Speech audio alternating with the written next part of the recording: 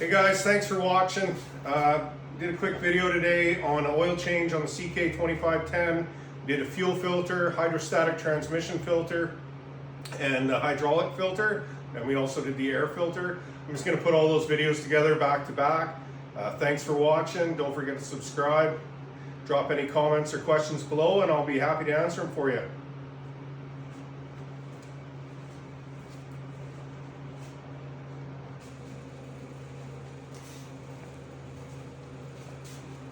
Hey guys, welcome back to the channel. Today we're working on our Kioti tractor. This is a CK2510. This one's a 2019 with a hydrostatic transmission in this guy. So we're going to change the hydrostatic filter and the hydraulic filter.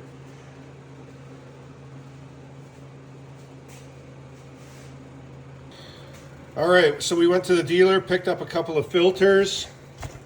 There's a part number there. That's for the upper filter for the hydrostatic transmission. And the hydraulic filter, the lower one, there it is there. So let's change the lower filter first. It's underneath the passenger side here. Pretty easy to get at. I just used a filter band wrench, drain bucket underneath, spun it off, made sure it was clean before I started, put the new filter on, little lube on it, back into place. Nice and easy. Same with the upper one. I put some rags down to prevent too much of a mess here. Spun that off with a band wrench as well. Made sure everything was clean before I started. Put the new filter on, snugged it down. Now one thing I like to do is put the oil filter change date with a paint stick on the end of both filters. And I also like to write my machine hours when I did it. So there it is there. Did that on both the filters. Now for mine, I checked the fluid levels afterwards. I was a bit low and needed to top it up. So this is where I fill it up on the just by the passenger side seat here. That's the fill location. And they check the fluid level down here by the differential lock. And that dipstick does both filters, the hydrostatic transmission filter and the hydraulic filter. It's measured off the same stick according to the dealer.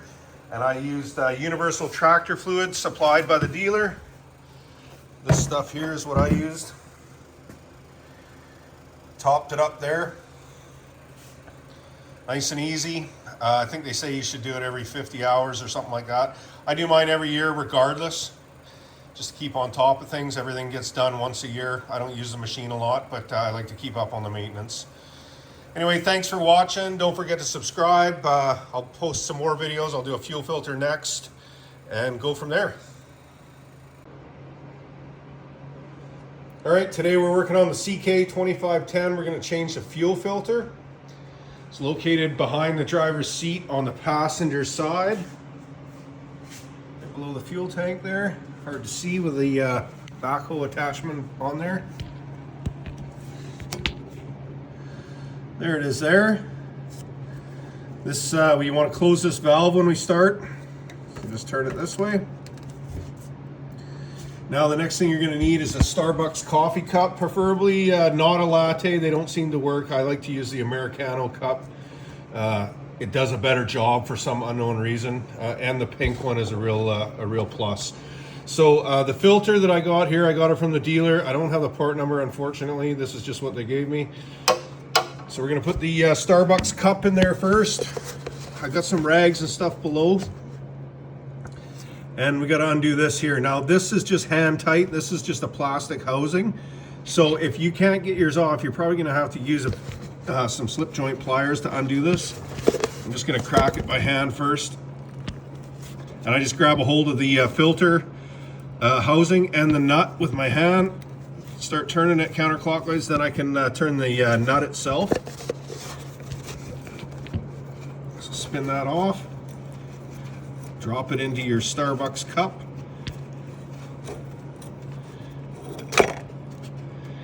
And you can grab the filter and just wiggle it down, like so. And I'll pull the cup out here.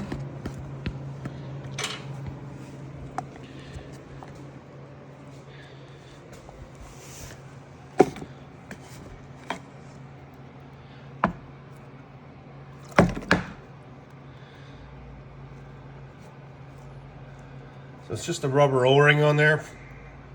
This one's getting a little flat. Probably a good idea to change that out next time I go. So I like to rinse the housing out. A little bit of brake clean won't hurt it. Which is fortunately all I got left.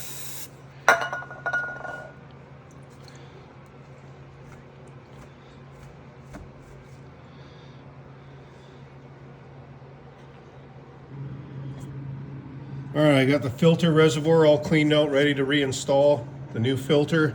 Just gonna go ahead, stick the filter up into place, and just it'll sit up there by itself. Got the filter housing, I cleaned it all out, put the O-ring back on with a collar, slide that up from the bottom, and we're just gonna do this up finger tight.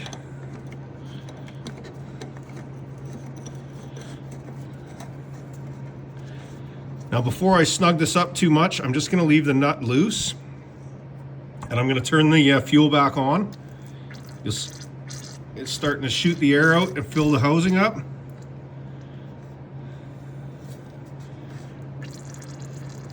Making a bit of a mess.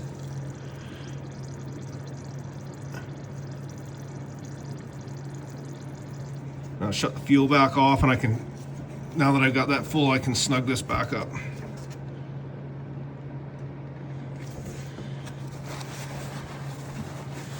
Pull my rags out of there. No mess. That's it. Turn your fuel back on. You're back in business. Nice clean filter. Okay, we're gonna go ahead and change the air filter now.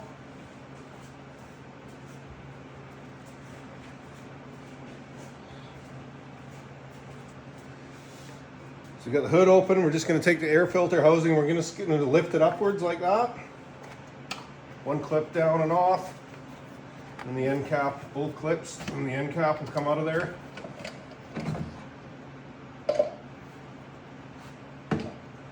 I also date my air filters as well. Probably not necessary, but I like to know when I did them last. So there it is there. Before I go back in, I want to make sure there's no debris and stuff down in the housing there. If it is, I'm going to give it a wipe with a rag.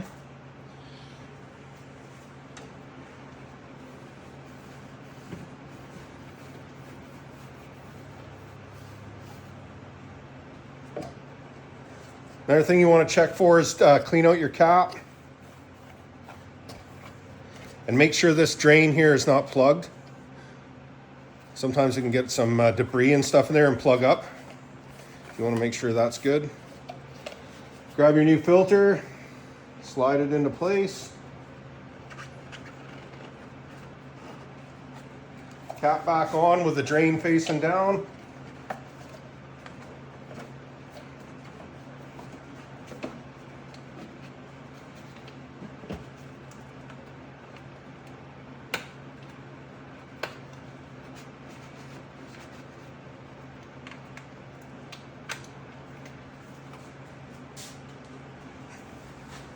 Then we can go ahead and just snap this back down into the housing. And that's it.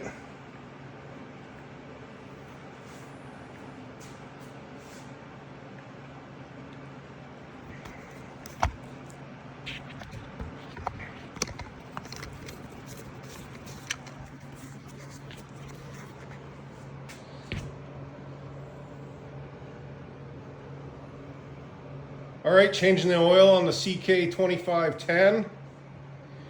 Come underneath here. We've got two oil drain locations on the oil pan, one on each side. Right here and over there. 17 mil wrench. I preheated the machine, drained the oil out, and I actually rinsed some fresh oil through from the top until it ran clear. Drain plugs back in. Filter on the passenger side here. Remove it, change it, make sure you put some oil on the O-ring, snug it up. All right, so I dated the filter here, engine hours, and fill the engine oil up on the valve cover. I found that the easiest location. You can do it on the pump as well if you want, it's up here. Drop the funnel in. Takes a 1 liter here, or 1 quart, and this 4.73 liter or 5 quart jug of 1540, and that fills it up perfectly. Nice and easy. Thanks for watching. Don't forget to subscribe.